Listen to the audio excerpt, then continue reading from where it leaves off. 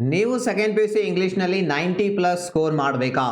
ಹಾಗಾದ್ರೆ ಈ ಒಂದು ವಿಡಿಯೋನ ನೋಡಿ ಸಾಕು. ಇವತ್ತಿನ ವಿಡಿಯೋದಲ್ಲಿ ನಾನು ನಿಮಗೆ ಒಂದು powerful second P U C English ಸ್ಟ್ರಾಟಜಿಯನ್ನ ತೋರಿಸ್ಲಿಕ್ಕೆ ಹೋಗ್ತಾ ಇದ್ದೀನಿ. ಅಂದ್ರೆ ಈ ವಿಡಿಯೋದಲ್ಲಿ ನಿಮಗೆ ಸೆಕೆಂಡ್ ಪಿ ಯು ಸಿ ಇಂಗ್ಲಿಷಲ್ಲಿ ಕೇವಲ 7 ಅಧ್ಯಾಯಗಳನ್ನ ಓದಿ ಯಾವ ರೀತಿ 90ಕ್ಕಿಂತ ಹೆಚ್ಚಿನ ಅಂಕಗಳನ್ನ ಗಳಿಸಬಹುದು ಅನ್ನೋದನ್ನ ತೋರಿಸ್ತಾ ಹೋಗ್ತೀನಿ. ಬನ್ನಿ ವಿಡಿಯೋನ ಸ್ಟಾರ್ಟ್ ಮಾಡೋಣ. ಇದು ನಿಮ್ಮ ಸೆಕೆಂಡ್ ಪಿ ಯು ಸಿ ಇಂಗ್ಲಿಷ್‌ನ ಬ್ಲೂ ಪ್ರಿಂಟ್ 2025-26ರ ಎಕ್ಸಾಮ್‌ಗಾಗಿ ಬಳಸಲಾಗುವಂತಹ ಒಂದು ಬ್ಲೂ ಪ್ರಿಂಟ್ ಇದು.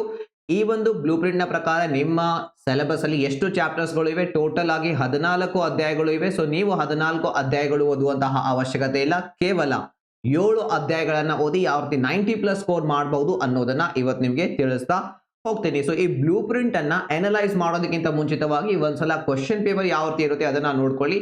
ನಿಮ್ಗೆ ಈಗಾಗಲೇ ಗೊತ್ತಿರೋ ಹಾಗೆ 1 ಅಂಕದ 10 ಪ್ರಶ್ನೆಗಳನ್ನ ಕೇಳ್ತಾರೆ. ಸೊ ಇಲ್ಲಿಂದ 10 ಅಂಕ ನಿಮ್ಗೆ ಬರುತ್ತೆ. 2 ಅಂಕದ 3 ಪ್ರಶ್ನೆಗಳಿಗೆ ಉತ್ತರ ಬರಿಬೇಕು. ಬಹಳ ಇರುತ್ತೆ, ಅದರಲ್ಲಿ 3ಅನ್ನ ಕಂಪಲ್ಸರಿ ಆಗಿ ಬರಿಬೇಕು.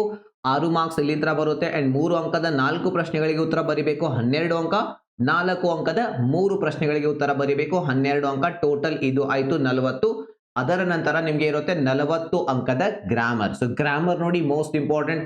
ಗ್ರಾಮರ್ ಎಷ್ಟು ಚೆನ್ನಾಗಿ ಪ್ರಾಕ್ಟೀಸ್ ಮಾಡ್ತೀರಾ, ಕಲಿತೀರಾ, ಅಲ್ಲಿ ಫುಲ್ ಮಾರ್ಕ್ಸ್ ಬರುತ್ತೆ. ಪ್ಲಸ್ ಅದು ಡೈರೆಕ್ಟ್ಲಿ ನಿಮಗೆ ಇಲ್ಲಿಯೂ ಕೂಡ ಹೆಲ್ಪ್ ಆಗುತ್ತೆ. ಈಗ ನಾವು 1 ಅಂಕದ ಪ್ರಶ್ನೆ ನೋಡೋದಾದ್ರೆ ಇಲ್ಲಿ ನಿಮಗೆ ನೋಡಿ ಫಿಲ್ ಇನ್ ದ ಬ್ಲಾಂಕ್ಸ್ ಇರುತ್ತೆ. ಪ್ಲಸ್ ಉತ್ತರ ನಿಮ್ಮ ಕಣ್ಮುಂದೆನೆ ಇರುತ್ತೆ. ಸೊ ನೀವು ಆರಾಮಾಗಿ 4 ಆಪ್ಷನ್ಸ್ ಅಲ್ಲಿ ಒಂದನ್ನ ಸೆಲೆಕ್ಟ್ ಮಾಡಬಹುದು. ಒಂದ್ಸಲ ನೀವು ಆ ಕಥೆಯನ್ನ, ಚಾಪ್ಟರ್ ಅನ್ನ, ಪೋಯಮ್ ಅನ್ನ ಒಂದ್ಸಲನು ಓದಿದೀರಾ ಅಂದ್ರೆ. ಸೊ 1 ಮಾರ್ಕ್ಸ್ ಬಗ್ಗೆ ನಾವು ತಲೆ ಕೆಡಿಸ್ಕೊಳ್ಳೋದು ಬೇಡ. ಸೊ ಈಗ ನಾವು ಬರೋಣ 2, 3 ಮತ್ತು 4 ಅಂಕದ ಪ್ರಶ್ನೆಗಳು ಅಂಡ್ ಗ್ರಾಮರ್. ಸೊ ಬನ್ನಿ ಹಾಗಾದ್ರೆ 2, 3, 4 ಅಂಕದ ಪ್ರಶ್ನೆಗಳಿಗೆ ಯಾವ ಚಾಪ್ಟರ್ಸ್ ಓದಬೇಕು, ಯಾವ ಚಾಪ್ಟರ್ಸ್ ಬಿಡಬೇಕು ಅದನ್ನ ನೋಡೋಣ. ಯಾಕಂದ್ರೆ ಕೊನೆಯ ಟೈಮ್ ನಲ್ಲಿ ಎಲ್ಲವನ್ನ ಓದೋದು ಸರಿಯಾದಂತಹ ಸ್ಟ್ರಾಟಜಿ ಅಲ್ಲ. ಪ್ರತಿ ವರ್ಷ ನಾನು ಈ ಸ್ಟ್ರಾಟಜಿ ಮೇಲೆ ವಿಡಿಯೋ ಮಾಡ್ತೇನೆ. ಸಾವಿರಾರು ವಿದ್ಯಾರ್ಥಿಗಳು 90 ಪ್ಲಸ್ ಸ್ಕೋರ್ ಮಾಡ್ತಾರೆ ಕೇವಲ ಈ ಒಂದು ಸ್ಟ್ರಾಟಜಿಯನ್ನ ಫಾಲೋ ಮಾಡಿ. ಈ ವರ್ಷ ನೀವು ಮಾಡ್ತೀರಾ, ಜಸ್ಟ್ ವಿಡಿಯೋನ ಕೊನೆಯವರೆಗೆ ನೋಡಿ. ನಿಮ್ಮ second P U C English blue print ಇದೆಯಲ್ಲ, ಅದರ ಬೇಸ್ ಮೇಲೆ ಅದನ್ನ ಆಧಾರವಾಗಿಟ್ಟುಕೊಂಡು ಈ ಒಂದು ಬ್ಲೂ ಪ್ರಿಂಟ್ ಅನ್ನ ರೆಡಿ ಮಾಡಿದ್ದೀನಿ. ಈಗ ಫಸ್ಟ್ ಬರೋಣ 3 ಅಂಕದ ಪ್ರಶ್ನೆಗಳು. ಇಲ್ಲ, ಫಸ್ಟ್ ನಾವು 4 ಅಂಕದ ಪ್ರಶ್ನೆಗಳನ್ನ ನೋಡೋಣ. 4 ಅಂಕದ ಪ್ರಶ್ನೆಗಳು ಬಂದಾಗ 3 ಪ್ರಶ್ನೆಗಳಿಗೆ ಉತ್ತರ ಬರೀಬೇಕು. ಈಗ 2 ಟಿಯರ್ ನ ಚಾಪ್ಟರ್ ಇದೆಯಲ್ಲ, ಅದರಿಂದ 4 ಅಂಕದ ಪ್ರಶ್ನೆ ಕೇಳ್ತಾರೆ. ಅಂಡ್ ದೆನ್ ಸನಿ ಮಾರ್ನಿಂಗ್ ಅನ್ನುವಂತಹ ಚಾಪ್ಟರ್ ಇದೆಯಲ್ಲ, ಅದರಿಂದ 4 ಅಂಕದ 1 ಪ್ರಶ್ನೆ ಕೇಳ್ತಾರೆ. ಅಂಡ್ ದ ಗಾರ್ಡನರ್ ಅನ್ನುವಂತಹ ಚಾಪ್ಟರ್ ನಿಂದ 4 ಅಂಕದ 1 ಪ್ರಶ್ನೆ ಕೇಳ್ತಾರೆ. ಸೊ 4 ಅಂಕದ ಎಷ್ಟು ಪ್ರಶ್ನೆಗಳಿಗೆ ಉತ್ತರ ಬರಿಬೇಕು? ಕೇವಲ 3 ಪ್ರಶ್ನೆಗಳಿಗೆ ಉತ್ತರ ಬರಿಬೇಕು. ಸೊ ಈ 3 ಅಧ್ಯಾಯಗಳನ್ನ ನಾವು ಕವರ್ ಮಾಡಿದ್ರೆ ಸಾಕು. ಕೇವಲ 3 ಅಧ್ಯಾಯಗಳು. ಬಟ್ ನಾನು ನಿಮ್ಗೆ ಏನ್ ಹೇಳ್ತೀನಿ, 1 ಚಾಪ್ಟರ್ ಎಕ್ಸ್ಟ್ರಾ ಓದ್ಕೊಳ್ಳಿ. I believe books will never disappear. ಈ ಅಧ್ಯಾಯದಿಂದಾನು 4 ಅಂಕದ ಪ್ರಶ್ನೆಯನ್ನ ಕೇಳ್ತಾರೆ. ಸೊ ಈ 4 ಅಧ್ಯಾಯ ನೀವು ಕವರ್ ಮಾಡಿದ್ರೆ ಇಲ್ಲಿ ನಿಮ್ಗೆ 4 ಅಂಕದ ಎಲ್ಲಾ ಪ್ರಶ್ನೆಗಳನ್ನ ಸುಲಭವಾಗಿ ನೀವು ಉತ್ತರವನ್ನ ಬರಿಬಹುದು. ಇನ್ನ ಬರೋಣ 3 ಅಂಕದ ಪ್ರಶ್ನೆಗಳು. 3 ಅಂಕದ ಪ್ರಶ್ನೆಗಳಿಗೆ ಎಷ್ಟು ಪ್ರಶ್ನೆಗಳಿಗೆ ಉತ್ತರ ಬರಿಬೇಕು? ಅಗೇನ್ 4 ಪ್ರಶ್ನೆಗಳಿಗೆ ಉತ್ತರ ಬರಿಬೇಕು. ಯಾವ ಅಧ್ಯಾಯಗಳನ್ನ ಓದಬೇಕು ಅದನ್ನ ನೋಡೋಣ. ಸೊ ಈಗ 4 ಅಂಕದ ಪ್ರಶ್ನೆಗೆ ನೀವು ಸನಿ ಮಾರ್ನಿಂಗ್ ಓದ್ತಿರಲ್ಲ, ಅದೇ ಅಧ್ಯಾಯದಿಂದ 3 ಅಂಕದ 1 ಪ್ರಶ್ನೆ ಕೂಡ ಕೇಳ್ತಾರೆ. ಚಾಪ್ಟರ್ ದೊಡ್ಡದಿದೆ. 4 ಅಂಕದ 1 ಪ್ರಶ್ನೆ, 3 ಅಂಕದ 1 ಪ್ರಶ್ನೆ, 7 ಆಯ್ತು. 1 ಅಂಕದ ಪ್ರಶ್ನೆ ಕೂಡ ಇಲ್ಲಿಂದ ಕೇಳ್ತಾರೆ. 8 ಅಂಕದ ಪ್ರಶ್ನೆ ಡೈರೆಕ್ಟ್ಲಿ ಈ ಒಂದು ಚಾಪ್ಟರ್ ನಿಂದ ಬರುತ್ತೆ. ಇನ್ನು ನೆಕ್ಸ್ಟ್ ಬಂದು ವೆನ್ ಯು ಆರ್ ಓಲ್ಡ್ ಅನ್ನುವಂತಹ ಪೋಯಮ್ ಅನ್ನ ನಾವು ಓದಬೇಕು. ಇಲ್ಲಿನ 3 ಅಂಕದ ಪ್ರಶ್ನೆಯನ್ನ ಕೇಳ್ತಾರೆ. And then everything I need to know I learned in the forest. ಈ ಅಧ್ಯಾಯದಿಂದ 3 ಅಂಕದ 1 ಪ್ರಶ್ನೆ ಕೇಳ್ತಾರೆ.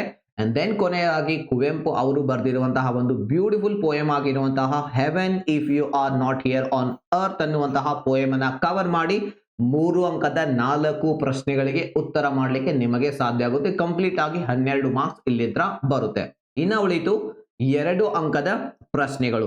ಈಗ everything I need to know ಅನ್ನುವಂಥ ಚಾಪ್ಟರ್ ಇದೆಯಲ್ಲ, ಇದರಿಂದ 2 ಅಂಕದ 1 ಪ್ರಶ್ನೆ ಕೇಳ್ತಾರೆ. ಸೊ ಇನ್ನು 2 ಪ್ರಶ್ನೆಗಳಿಗೆ ಉತ್ತರ ಬರಿಬೇಕಲ್ಲ. ಸೊ ಆ 2 ಅಂಕದ 2 ಪ್ರಶ್ನೆಗಳು ಎಲ್ಲಿಂದ ಬರುತ್ತೆ ಅಂದ್ರೆ ರೋಮಿಯೋ ಜೂಲಿಯಟ್ ಚಾಪ್ಟರ್ ಇಂದ ಬರುತ್ತೆ. ಆನ್ ಚಿಲ್ಡ್ರನ್ ಅನ್ನುವಂತಹ ಚಾಪ್ಟರ್ ನಿಂದ ಬರುತ್ತೆ. ಸೊ ಈ 2 ಅಧ್ಯಾಯಗಳು ತುಂಬಾ ಈಸಿ ಇವೆ. ಇದ್ರ ಬಗ್ಗೆ ಆಲ್ಮೋಸ್ಟ್ ಎಲ್ಲಾ ವಿದ್ಯಾರ್ಥಿಗಳಿಗೆ ಕತೆ ಏನು, ಇದರ ಕಾಂಟೆಂಟ್ ಏನು ಅನ್ನೋದು ಗೊತ್ತಿರುತ್ತೆ. 2 ಅಂಕದ ಪ್ರಶ್ನೆಗಳು ತುಂಬಾ ಸೂಪರ್ ಈಸಿ ಆಗಿರ್ತವೆ. ನೀವು ಆರಾಮಾಗಿ ಆ 2 ಪ್ರಶ್ನೆಗಳಿಗೆ ಉತ್ತರ ಬರಿಬಹುದು. ಆ ಕಾನ್ಫಿಡೆನ್ಸ್ ನಿಮ್ಮ ಮೇಲೆ, ಅಷ್ಟು ಕಾನ್ಫಿಡೆನ್ಸ್ ನನಗೆ ಇದೆ. ನೀವು ಓನ್ಲಿ ಫೋಕಸ್ ಮಾಡಿ 3 ಮತ್ತು 4 ಅಂಕದ ಪ್ರಶ್ನೆಗಳ ಮೇಲೆ. ಇನ್ನು 1 ಅಂಕದ ಪ್ರಶ್ನೆಗೆ ನಾನು ಹೇಳಿದಿನಲ್ಲ, ಒಂದ್ಸಲ ನೀವು ಕ್ಲಾಸ್ ಅಟೆಂಡ್ ಮಾಡಿದ್ರೆ ಅಥವಾ ಓದಿದ್ರೆ ಸಾಕು, ಆನ್ಸರ್ ನಿಮ್ಮ ಕಣ್ ಮುಂದೆ ಇರುತ್ತೆ. 4 ಆಪ್ಷನ್ಸ್ ಇರುತ್ತೆ, ಅದರಲ್ಲಿ ಆಪ್ಷನ್ಸ್ ಅನ್ನ ಸೆಲೆಕ್ಟ್ ಮಾಡಿ ನೀವು ಬರಿಬಹುದು. ಬಟ್ ಯಾವುದರ ಮೇಲೆ ಫೋಕಸ್ ಮಾಡಬೇಕು, ಯಾವ ಪ್ರಾಬ್ಲಮ್ ಸಾಲ್ವ್ ಮಾಡ್ಬೇಕಂದ್ರೆ ನಿಮ್ಗೆ ಇಂಗ್ಲಿಷ್ ಕ್ವಶನ್ ಓದಿದಾಗ ಅರ್ಥ ಆಗ್ತಾ ಇಲ್ಲ ಅಂದ್ರೆ ಅದು ದೊಡ್ಡ ಸಮಸ್ಯೆ. ಕ್ವಶನ್ ಅರ್ಥ ಆಗ್ಲಿಲ್ಲ ಅಂದ್ರೆ ಆನ್ಸರ್ ಏನ್ ಬರೀತೀರಾ? ಆ ಒಂದು ಸಮಸ್ಯೆ ನೀವು ಫೇಸ್ ಮಾಡ್ತಾ ಇದ್ರೆ ಪ್ಲೀಸ್ ಇಂಗ್ಲಿಷ್ ಅರ್ಥ ಮಾಡ್ಕೊಳ್ಳೋದನ್ನ ಕಲೀರಿ. ಯಾವ ರೀತಿ ಕಲಿಬೇಕು, ಯಾವ ರೀತಿ ಗ್ರಾಮರ್ನಲ್ಲಿ 40 ಔಟ್ ಆಫ್ 40 ಸ್ಕೋರ್ ಮಾಡಬೇಕು ಅದನ್ನ ನಿಮ್ಗೀಗ ಹೇಳ್ತೇನೆ ಯಾವ ರೀತಿ ಮಾಡಬೇಕು ಅಂತ ಹೇಳಿ. ಇನ್ನು ಗ್ರಾಮರ್ಗೆ ಬರೋಣ. ಗ್ರಾಮರ್ನಲ್ಲಿ 40 ಮಾರ್ಕ್ಸ್ ನಿಮಗೆ ಇರುತ್ತೆ. ಇಲ್ಲಿ 40ಕ್ಕೆ 40 ಸ್ಕೋರ್ ನೀವು ಮಾಡ್ಬೇಕಂದ್ರೆ ಗ್ರಾಮರ್ನಲ್ಲಿ ತುಂಬಾ ಸ್ಟ್ರಾಂಗ್ ಆಗಿರಬೇಕು, ತುಂಬಾ ಪರ್ಫೆಕ್ಟ್ ಆಗಿರಬೇಕು, ಅಂದಾಗನೇ ಫುಲ್ ಮಾರ್ಕ್ಸ್ ನಿಮಗೆ ಸಿಗುತ್ತೆ. Reported speech, linkers, dialogue writing ಯಾವುದೇ ಕ್ವಶನ್ ಅಲ್ಲಿ ಈಸಿಯಾಗಿ ಸಾಲ್ವ್ ಮಾಡೋ ಹಾಗೆ ನೀವು ಪ್ರಾಕ್ಟೀಸ್ ಮಾಡಬೇಕು. ಸೊ ಇದು ಬ್ಲೂ ಪ್ರಿಂಟ್ ಅನ್ನ ಫಾಲೋ ಮಾಡಿ. 90+ ಸ್ಕೋರ್ ಮಾಡ್ಲಿಕ್ಕೆ ಈ 7 ಅಧ್ಯಾಯಗಳನ್ನ ಮಾತ್ರ ಓದಿದ್ರೆ ಸಾಕು. ನೀವು 7 ಅಧ್ಯಾಯಗಳನ್ನ ಬಿಡಬಹುದು.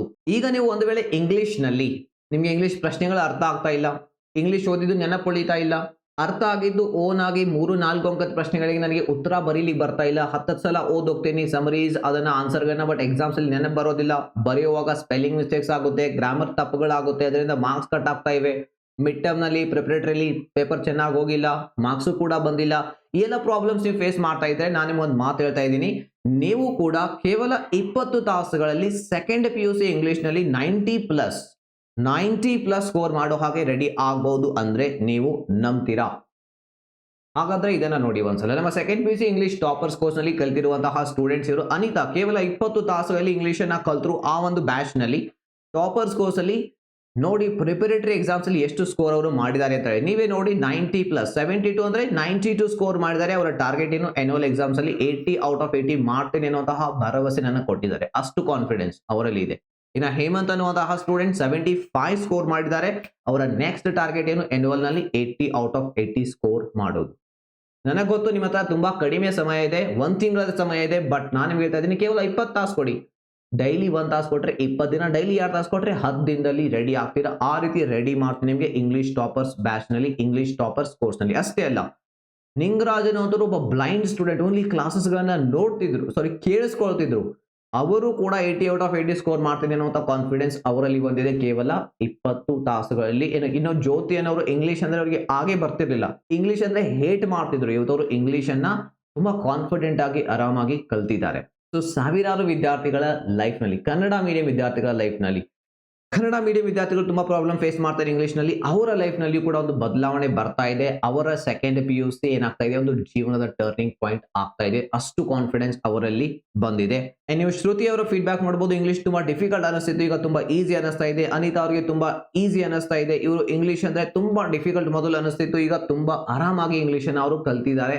ಕಾನ್ಫಿಡೆನ್ಸ್ ಕೂಡ ಬಂದಿದೆ, 90+ ಸ್ಕೋರ್ ಮಾಡ್ತೀನಿ ಅಂತ ಹೇಳಿ. ಸೊ ನೀವು ಕೂಡ ಇಂಗ್ಲಿಷ್ ಅಲ್ಲಿ ಪ್ರಾಬ್ಲಮ್ ಫೇಸ್ ಮಾಡ್ತಾ ಇದ್ರೆ, ಡಿಫಿಕಲ್ಟ್ ಅನಿಸ್ತಾ ಇದ್ರೆ ಒಂದು ಅವಕಾಶ ಕೊಡಿ. Second PUC English toppers course join ಆಗಿ. ನಾನು ನಿಮಗೆ ಹೇಳ್ತಾ ಇದ್ದೀನಿ, ನೀವು ಕೇವಲ 20 ತಾಸುಗಳಲ್ಲಿ 90+ ಸ್ಕೋರ್ ಮಾಡೋ ಹಾಗೆ ರೆಡಿ ಆಗ್ತೀರಾ. ನಿಮ್ಮದೊಂದು ಗುರಿ ಇದ್ರೆ, ನಾನು 90+ ಸ್ಕೋರ್ ಮಾಡಬೇಕು ಅನ್ನುವಂತಹ ಗುರಿ ನಿಮ್ಮಲ್ಲಿ ಇದ್ರೆ ಸೆಕೆಂಡ್ PUC ಇಂಗ್ಲಿಷ್ ನಲ್ಲಿ ಒಂದು ಸಲ ತಪ್ಪದೆ ಜಾಯಿನ್ ಆಗಿ ಈ ಒಂದು ಇಂಗ್ಲಿಷ್ ಟಾಪರ್ಸ್ ಕೋರ್ಸ್ ಅನ್ನ. ಯಾಕೆ ಹೇಳ್ತಾ ಇದ್ದೀನಿ ಅಂದ್ರೆ ಇಲ್ಲಿ ನಮ್ಮ ಟಾರ್ಗೆಟ್ ಒಂದೇ, ನಿಮ್ಮನ್ನ ಸೆಕೆಂಡ್ PUC ಇಂಗ್ಲಿಷ್ ಅಲ್ಲಿ 90ಕ್ಕಿಂತ ಹೆಚ್ಚಿನ ಅಂಕ ಗಳಿಸೋ ಹಾಗೆ ರೆಡಿ ಮಾಡೋದು. ಕೇವಲ 20 ತಾಸುಗಳಲ್ಲಿ ಅಷ್ಟು ಗ್ಯಾರಂಟಿ ನಾನು ನಿಮ್ಗೆ ಕೊಡ್ತಾ ಇದ್ದೀನಿ. ಇದು with 2 day money back guarantee ಬರುತ್ತೆ. ಇಷ್ಟ ಆಗಲಿಲ್ಲ ಅಂದ್ರೂ ಕೂಡ ಹಣ ವಾಪಸ್ ತಗೋಬಹುದು. 2 ದಿನದಲ್ಲಿ ಒಂದು ಹ್ಯೂಜ್ ಡಿಸ್ಕೌಂಟ್ ಕೂಡ ಕೊಡ್ತಾ ಇದ್ದೀವಿ. ಎಲ್ಲರೂ ಇದನ್ನ ಅಫೋರ್ಡ್ ಮಾಡಲಿ, ಬೆನಿಫಿಟ್ ಪಡ್ಕೊಳ್ಳಿ ಅಂತ ಹೇಳಿ. ಯಾವುದೇ ವಿದ್ಯಾರ್ಥಿ, ಎಷ್ಟೇ ಬಡ ವಿದ್ಯಾರ್ಥಿ ಇದ್ರೂ ಕೂಡ ಇದನ್ನ ಅಫೋರ್ಡ್ ಮಾಡಬಹುದು. ಕೇವಲ 1059 ರೂಪಾಯಿ, ಆಕ್ಚುಲಿ 2500 ರೂಪಾಯಿ ಇದೆ. 1500 ರೂಪಾಯಿ ಡಿಸ್ಕೌಂಟ್ ಇದ್ರ ಮೇಲೆ ನಿಮಗೆ ಸಿಗ್ತಾ ಇದೆ.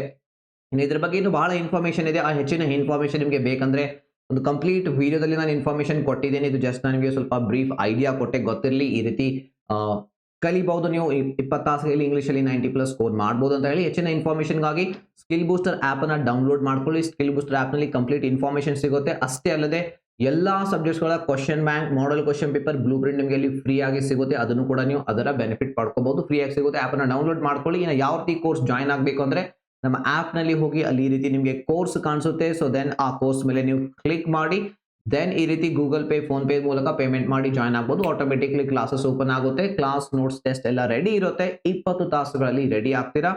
ಅಂಡ್ ನಿಮ್ಗೆ ಏನಾದರೂ ಡೌಟ್ಸ್ ಇದ್ರೆ ಅಥವಾ ನಿಮ್ಮ ಹತ್ರ ಫೋನ್ ಪೇ, ಗೂಗಲ್ ಪೇ ಇಲ್ಲ ಯಾವ ರೀತಿ ಜಾಯಿನ್ ಆಗಬೇಕು ಅನ್ನುವಂತಹ ಡೌಟ್ಸ್ ಇದ್ರೆ ಡೈರೆಕ್ಟ್ಲಿ ಪೇಮೆಂಟ್ ಮಾಡಬೇಕಂದ್ರೆ ಈ ನಂಬರ್ಗೆ ನೀವು ಕಾಂಟ್ಯಾಕ್ಟ್ ಮಾಡಿ. ಪೇಮೆಂಟ್ ಮಾಡಬೇಡಿ, ಈ ನಂಬರ್ಗೆ ಕಾಂಟ್ಯಾಕ್ಟ್ ಮಾಡಿ ಮಾತಾಡಿ, ನಂತರ ಮುಂದೆ ಏನು ಪ್ರೊಸೀಜರ್ ಅಂತ ನಾನು ನಿಮಗೆ ತಿಳಿಸಿಕೊಡ್ತೇನೆ. ಅಂಡ್ ಈ ವಿಡಿಯೋ ನಿಮಗೆ ಹೆಲ್ಪ್ಫುಲ್ ಆಗಿದೆ ಅಂತ ಅನ್ಕೊಳ್ತೇನೆ. ಜಸ್ಟ್ ನಾನು ಕೊಟ್ಟಿರುವಂತಹ ಸ್ಟ್ರಾಟಜಿಯನ್ನು ಫಾಲೋ ಮಾಡಿ 7 ಚಾಪ್ಟರ್ಸ್ ಅನ್ನ ಸರಿಯಾಗಿ ಓದ್ಕೊಳ್ಳಿ. 7 ಚಾಪ್ಟರ್ಸ್ ಅನ್ನ ಪ್ರಾಪರ್ ಆಗಿ ಸ್ಟಡಿ ಮಾಡಿ 90+ ಸ್ಕೋರ್ ಮಾಡೇ ಮಾಡ್ತೀರಾ. ಸೊ ವಿಡಿಯೋನ ಕೊನೆವರೆಗೆ ನೋಡಿದ್ದಕ್ಕಾಗಿ ತುಂಬಾ ಧನ್ಯವಾದಗಳು. Thank you for watching. Aim for 100 in English.